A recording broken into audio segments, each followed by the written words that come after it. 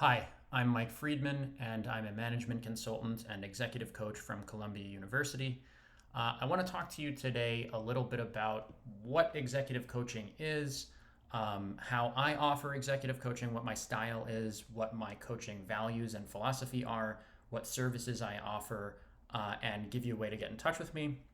So I work with organizations and leaders, managers, individuals on things like organizational culture, leadership skills, team dynamics, motivation, performance management, listening, communication, and feedback, social emotional intelligence, negotiation, conflict resolution. Basically, things that are often not really discussed in organizations and that are pretty difficult to measure, but things that are definitely going on and things that, if they're not going well, can really, really break an organization or break a career if they're not addressed. So these are kind of big, amorphous, nebulous questions like what is your business or organization's mission? What is its strategy for reaching that mission? Is everybody in agreement about what the mission is, about what the strategy is? What metrics or standards are you using to measure performance? What's the organization's culture or what's the team's culture like? What do listening, communication, and feedback look like? How frequent is feedback given? How is it given? Is it given in a skillful way, in a way that sort of balances people's ability to hear it with being transparent and honest and open? Is it passive aggressive? Is it hostile? Is it a formal process or is it an informal process? Is it non existent? How comfortable are people sharing problems with each other? So, this is something that in my field we call psychological safety. Is there psychological safety on the team? Is there trust between people? How are disagreements resolved? So I often say that, and this doesn't come from me, this comes from an organizational psychologist at Yale named Kahn, and he has said that a leader's job is really three things, and most people tend to only focus on the first one. So the first one is actually accomplishing the team's actual mandate. So if you are a sales team that's actually making sales and generating revenue for the organization. But the second and third goals, or I should say missions, or kind of mandates of an effective leader are usually overlooked. And those are we've established accomplishing the explicit mission or the obvious mandate. But two is maximizing the health of the interactions of people on the team. And three is helping each of the individuals on the team develop as individuals and develop in their career. So one of the biggest complaints that I get from my individual clients about what they don't like about their boss, actually it's usually two. One is that the boss isn't very emotionally intelligent. They don't seem to actually care about creating an atmosphere of trust, of open communication, of feedback, that kind of thing. And the other one is that they don't seem to care about their direct reports' development. And so these are the kinds of issues that I often work with leaders on. So if we work together individually, I can help you process what's coming up in your day to day, help you make sense of the issues, help you explore options for dealing with it, help you answer questions like, what is the big trade-off that you're facing right now? What do each of these potential futures look like? And what would you have to give up in potential future A in order to get to potential future B? How does that trade-off relate to your own personal values?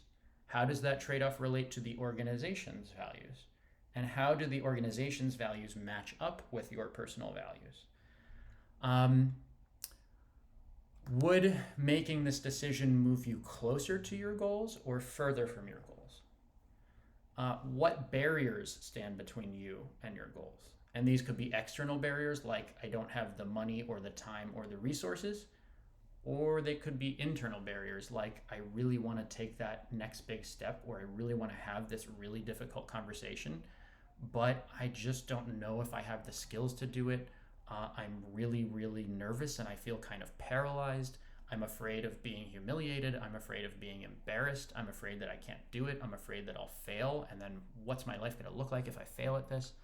So processing through those kinds of things, and this is where my psychology background comes into play.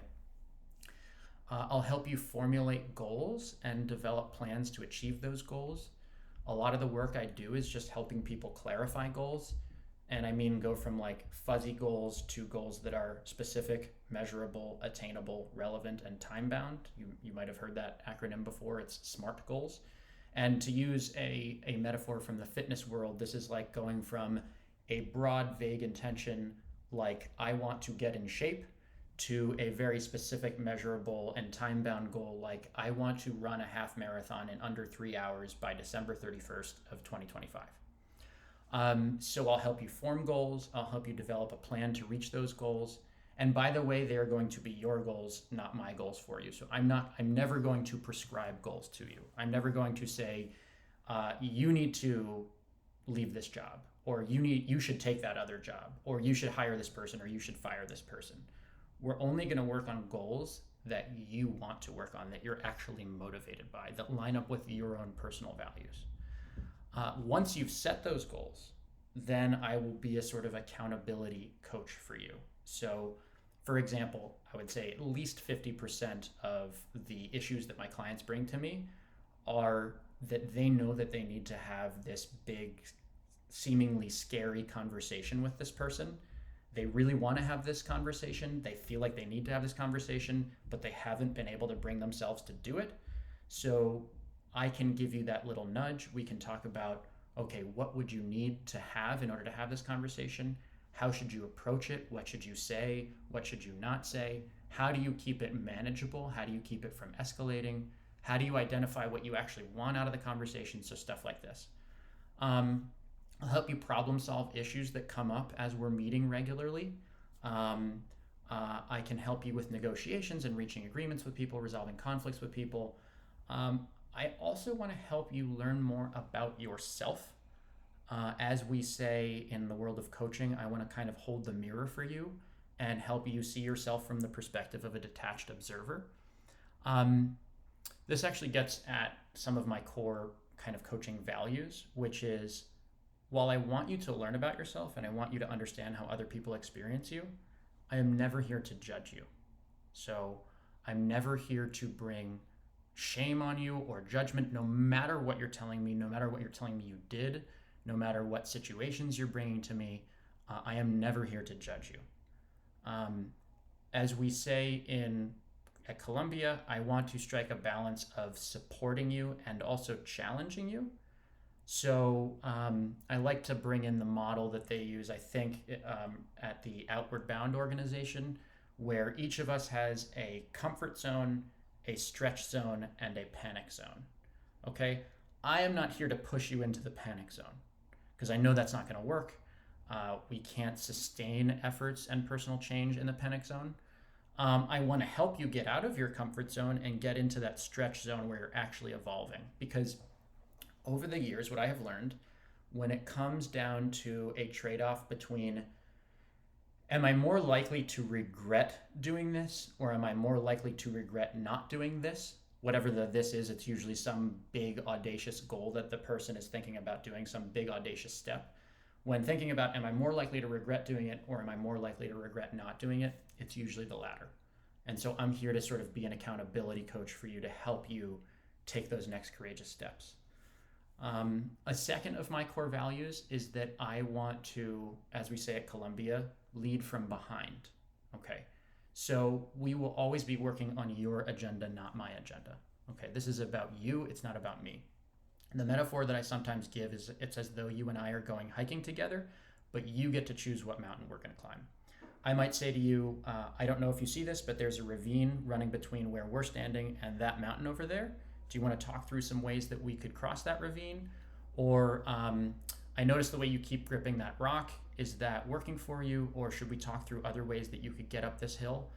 But I'm never going to tell you what to do. In fact, I want you to feel both empowered and feel a sense of responsibility for making your own choices. Now, I will reflect whether it feels like some of these choices are matching what you tell me your values are, but that's sort of where the accountability comes into play. But suffice it to say that my client is my boss, not the other way around. Now, to talk a little bit about my background and experience, over the last 12 years, I've worked with some 300 clients. They include C-level executives, fund managers, investment bankers, attorneys, doctors, software engineers, private investors, entrepreneurs, professionals in finance, professional services, technology, healthcare, media, hospitality, consumer goods, education, and government. I've worked with folks from Google, JP Morgan, Citigroup, Bain and Company, Johnson and Johnson, Estée Lauder, and some untold number of other organizations. I've also worked with business school students from Harvard, Yale, Columbia, NYU Stern, the Wharton School, Dartmouth, Oxford, Cambridge, and some 40 others across the US, Europe, and China. I have a bachelor's degree in economics and finance and a graduate degree in social organizational psychology from Columbia University, where I am a Roy and Deborah Lewicki Fellow for Conflict Resolution. I also completed Columbia University's Executive Coaching Certification Program, which is co-sponsored by Columbia Business School. So before I let you go, I want to invoke a theme, and that theme is intelligence. In fact, I'm going to pose a question to you. What is intelligence? Okay, I'd like you to ask yourself that question. How do you define intelligence? I can tell you that I used to define intelligence as being kind of book smart. So somebody who's good at math or who knows a lot of facts, who can just sort of recite facts off the top of their head. I used to think that that's what being smart was.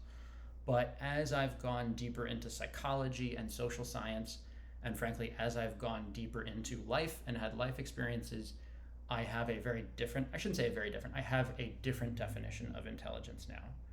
For me, intelligence is the ability to, one, cope with challenges, and two, to meet goals. And I'd like to help you do both of those things. So if you'd like to set up a consultation, feel free to reach out using one of the links below. Thanks.